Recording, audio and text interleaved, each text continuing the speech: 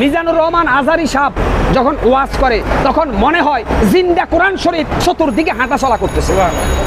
মিজানুর রহমান আজারি গিয়াসউদ্দিন তাহেরির মতো নাস্তিক মার্কা আলেম নয় দেখা সরকার উনার বিরুদ্ধে অ্যাকশন নিয়ে উনাকে দেশ ছাড়া করেছে। অর্থাৎ শেখ হাসিনা কোন ধর্মের লোক আজ পর্যন্ত এদেশের মানুষ অবগত নয়। এই শেখ হাসিনাই সবচেয়ে বেশি বাঁচছে মিজানুর রহমান আজারির বিরুদ্ধে। মিজানুর রহমান আজারি বাংলাদেশের ভণ্ডপীর ভণ্ড মাজার পূজারীদের বিরুদ্ধে তিনি মানুষকে সচেতন করছে। এই জালেমরা বলছে ওইটা নাকি গীবত। অর্থাৎ একজন আলেম মিজানুর রহমান আজারির মতো আলেম তো আপনি সমাজের প্রতি ঘরে ঘরে উৎপাদন করতে পারবেন না। এরা আসে আল্লাহর কুদরতে কয়েক যোগ পরে একটা। মিজানুর রহমান আজারির মতো আলেম প্রতি বছর উৎপাদন হয় না।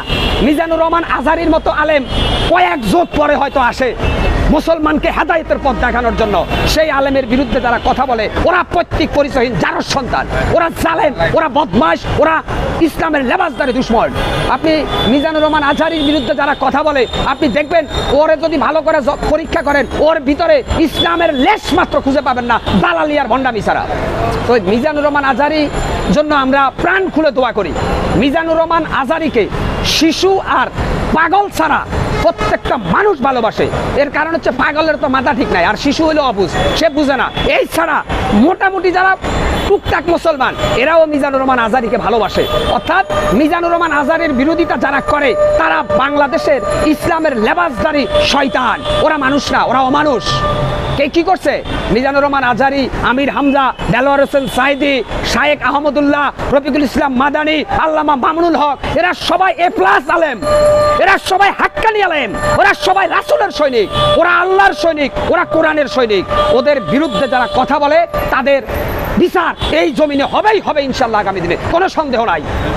কারণ আপনি মিজানুর রহমান আজারির যে ভুল ধরতেছেন, উনি নাকি বিশ্বনবীকে বিশ্বনবী বইলা বিশ্বনবীর সম্মান নষ্ট করছে। মনে রাখবেন ওরা ম্যাক্সিমাম মাজার পূজারে। আরে ভাই, বিশ্বনবী বলা কি গুনাহ? ওই মুরুক্ষর বাচ্চারা বলতেছে নাকি নবীরে এসে অপমান করছে।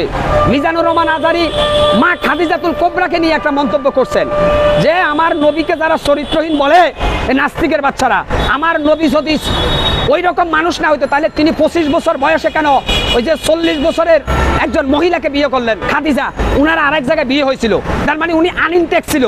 এই কথাটা বলছে বিশ্বনবীর চরিত্রকে ফুলের মতো পবিত্র করার জন্য, যে আমার নবী নারী লিপ্সা ছিল না, আমার নবী ছিল নারীদের বাবা, আমার নবী ছিল একজন নারীর আদর্শ স্বামী, আমার নবী ছিল একজন নারীর আদর্শ পিতা, আমার নবী ছিল একজন নারীর আদর্শ ভাই। সেই নবীর দিকে যারা অভিযোগের আঙ্গুল তুলছে তাদের বিষ দাঁত ভেঙে ফেলার জন্য মিজানুর রহমান আজারি বলছে যে আমার রাসূল যদি নারী নবী হইতো তাইলে 25 বছরের টলটলে যুবক পূর্ণিমা আকাশের চাঁদের মতো চেহারা বিশ্বনবীর, তিনি কেন 40 বছরের বুড়ি মহিলা খাদিজাকে বিয়ে করছে?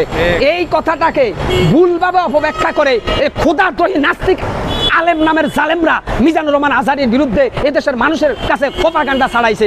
লাভ হবে না। তোমাদের উদ্দেশ্য মানুষ জানে। মিজানুর রহমান আজারি কথা বলে কোরআন থেকে, মিজানুর রহমান আজারি কথা বলে নিজের বিবেকের চেতনা দিয়ে, মিজানুর রহমান আজারি কথা বলে দেশ গঠন করার জন্য, সমাজ গঠন করার জন্য, মিজানুর রহমান আজারি কথা বলে দলে দলে মানুষকে ইসলামের আলোর পথ দেখানোর জন্য। তোমাদের মতো তেলবাজি করা মিজানুর রহমান আজারির মতো আলেমের কাজ ছিল না বিদায় তোমরা উনার বিরুদ্ধে লাগছো। অত্যন্ত দুঃখের বিষয়, এক গ্রুপ পাইবেন আলেম আছে নবী মাটির তৈরি না নূরের তৈরি, এটা নিয়ে মারামারি শুরু করছে। মিজানুর রহমান আজারি বলছে যে ভাই, কবরে যাওয়ার পরে কেউ জিগাইবো আপনারা ফেরেশতারা যে নবী নূরের তৈরি না মাটির তৈরি, তাহলে এটা নিয়ে কেন কিলাকিলি করছেন? আপনি কেন নিজের আমল তৈরি করছেন না? নবী নূরের তৈরি না নবী মাটির তৈরি, এটা নিয়ে আলেমরা একটা কাফের ফতুয়া দিতেছে। মিয়া, এগুলা সব ইসলামের চূড়ান্ত দুশমন। আজকে আমরা তো আলেম না, আমরা এই কথাগুলো পেয়েছি মিজানুর রহমান আজারি, আমির হামজার মতো বিশিষ্ট আলেমদের কাছ থেকে। ইসলামে যেটা আছে সেটা বলতে হবে, বাড়াই বলার কোনো ক্ষমতা নাই। কোরআনে যা আছে তার থেকে যদি কেউ একটি অক্ষর বাড়াই বলে সেও কাফের। অর্থাৎ কোরআনে স্পষ্ট লেখা আছে ইসলাম তুমি যতটুকু জানো ততটুকু প্রচার করো, যেটা তুমি জানো না মন গড়া ফতুয়া দিয়ে এই দেশের ভিতরে বিভ্রান্ত সৃষ্টি করবো না। এগুলা ছিল মিজানুর রহমান আজারিদের টেকনিক্যাল কৌশল। তারাই এদেশের মানুষকে সঠিক ইসলাম দেখাইছে। তাইলে আজকে যে বলেন যারা মাজার পূজা করে ওরা জানে না কোরআনে স্পষ্ট লেখা যে কবরে যে ব্যক্তি শুয়ে গেছে তার সাথে অসহায় আর কেউ না, তার কাছে কিছু চাওয়া যাবে না। এখন মাজার পূজারীরা তো এই মিজানুর রহমান আজারির বিরুদ্ধে লাগবে। মিজানুর রহমান আজারি বলছে যে সবচেয়ে বড় পীর হচ্ছে তোমার মা আর তোমার বাবা। ওই যে জিন্দা পীরের কাছে মুরগির রাং লইয়া যাইও না, গরু ছাগল দিও না, কোনো সওয়াব হবে না। না, মিজানুর রহমান আজহারীর মতো আলেমরা বলছে মাজারে আগরবাতি দিও না, মোমবাতি দিও না, টাকা দিও না, কোনো লাভ হবে না। এগুলা মিজানুর রহমান আজহারীর অপরাধ। এই অপরাধ কারা বলছে? যারা ইসলামের লেবাসদারি নাস্তিক। আপনি মিজানুর রহমান আজহারীর কথা নয় শুধু, এখানে যে আরো আলেম আছে, আমাদের শায়েখ আহমদুল্লাহ, আমাদের মুফতি আমির হামজা, আমাদের রফিকুল ইসলাম মাদানী, আল্লামা মামুনুল হক, এই সবগুলো আলেম হচ্ছে অরিজিনাল কোরআনের সৈনিক। আর এদের বিরুদ্ধে যারা বলে তারা সব হচ্ছে এজিদের অনুসারী, ইসলামের বিদেশজারি শয়তান।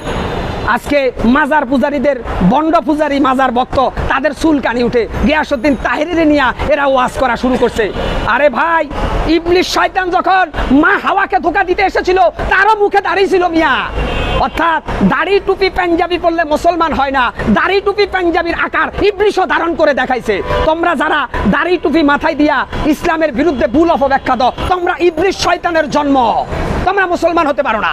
অতএব আমি বলবো, আমরা সঠিক আলেমদেরকে মূল্যায়ন করি, সঠিক আলেমদের কথা শুনি, ইসলাম বিদেশি শয়তান যারা আছে তাদের বিরুদ্ধে রুখে দাঁড়ায়। আজকে একজন মুসলমান হিসাবে হাক্কানি আলেম ওলামার বিরুদ্ধে যারা কথা বলে তাদেরকে রুখে দেওয়া প্রত্যেকটা মুসলিম ছাত্র সমাজের নৈতিক দায়িত্ব। কেন আপনি আলেমদের বিরোধিতা করবেন? আপনি দেখেন, একজন মুসলমান জন্ম থেকে কবর পর্যন্ত প্রত্যেকটা জায়গায় আলেমের প্রয়োজন। কিন্তু অত্যন্ত দুঃখের বিষয়, শেখ হাসিনা 16 বছরে বাংলাদেশের আলেমদেরকে সবচেয়ে বেশি নির্যাতন করেছে মিয়া। কোথায় রাখবো এই কষ্ট আমরা? আলেমদের চোখের পানি হয়তো আল্লাহ কবুল করছে দেখে 5 আগস্ট হাসিনার উপর আল্লাহর আসমানি গজব নাজিল হয়েছে। কারণ শেখ হাসিনার আমলে কোনো হাক্কানি আলেম শান্তিতে একটা ওয়াজ পর্যন্ত করতে পারে নাই। একটা দুইটা ওয়াজ করার পরে তার বিরুদ্ধে গ্রেপ্তারি পরোয়ানা। অর্থাৎ শেখ হাসিনা বাংলাদেশের প্রত্যেকটা মসজিদের ওই যে ইমাম সাহেবকে থুতি সাহেবে ধরার জন্য আওয়ামী লীগের সেক্রেটারিরে মসজিদ কমিটির সেক্রেটারিতে অবতীর্ণ করেছে। শেখ হাসিনাই ছিল সবচেয়ে বড় ধর্ম ব্যবসায়ী নাস্তিক। আজকে দুঃখ লাগে ভাই, আজকে এই যে গিয়াসউদ্দিন তাহেরীর মতো ভণ্ড আলেমরা আমাদেরকে সবক শিখায়, যারা মাজার পূজারী আর বাউল শিল্পী। আপনি জানেন জিকির অর্থ যেটা, জিকির হচ্ছে আল্লাহকে সন্তুষ্ট করার জন্য। আর হেলে দুলে নাচ গান করে যে জিকির করে, এটা হচ্ছে শয়তানের জিকির। জিকির করতে করতে ওদের কাপড় খুলে যায়। আমি এরকম দরবার দেখছি, জিকির করতে করতে ফিরের নাকের ভিতরে ঘুষি দিয়া ফিরের নাক ফাটায় ফেলাইছে। আমি নাম ধরার দরকার নাই, আপনারা জানেন। ওরা কি ফির জিকির করতেছে, কয় আল্লাহর এশেকের পাগল জিকির করতে করতে লুঙ্গি খুলে গেছে, ওনার খবর নাই। তার মানে বিশ্বনবীর হাদিস, এরা এজিদের অনুসারী। জিকির হচ্ছে শান্তভাবে জিকির করতে হবে আল্লাহকে খুশি করার জন্য। জিকিরের যে নিয়ম সেটা হচ্ছে মনে মনে, উচ্চ আওয়াজ ব্যতীত। বিশ্বনবীর কোন সাহাবা জিকির করতে করতে ওই যে খেজুর গাছের আগায় উঠছে, কেউ দেখাইতে পারবে? বিশ্বনবীর কোন সাহাবা জিকির করতে করতে অচেতন হইয়া মাটিতে লুটিয়ে পড়ছে, কেউ দেখাইতে পারবে? তাহলে বাংলাদেশে জিকিরের নামে যারা এইভাবে ভণ্ডামি করে, এদের মুখোশ যদি জাতির কাছে আমরা উন্মোচন করতে না পারি, তাহলে আগামী দিনের তরুণ প্রজন্ম কি শিখবে ইসলাম সম্বন্ধে? আর এদের জন্যই দরকার ছিল মিজানুর রহমান আজহারী, আমির হামজা, শায়েখ আহমদুল্লাহ, রফিকুল ইসলাম মাদানী থেকে শুরু করে বিশিষ্ট ইসলামিক চিন্তাবিদদের। আজকে আমি বিশ্বাস করি ডক্টর ইউনূস সরকার ক্ষমতা আসার পরে আমার দেশের হাক্কানি আলেমরা আগামী দিনে ইনশাআল্লাহ ওয়াজ মাহফিলের মাধ্যমে আমার দেশের সকল শ্রেণী পেশার মানুষকে ইসলামের সুশীতল ছায়ার তলে আনবে বলে আমরা বিশ্বাস করি। সেই আশা আকাঙ্ক্ষার লালিত স্বপ্ন বাস্তবে রূপান্তরিত করার প্রত্যয় ব্যক্ত করে আজকে বিদায় নিলাম। আসসালামু আলাইকুম ওয়া রাহমাতুল্লাহি ওয়া বারাকাতুহু।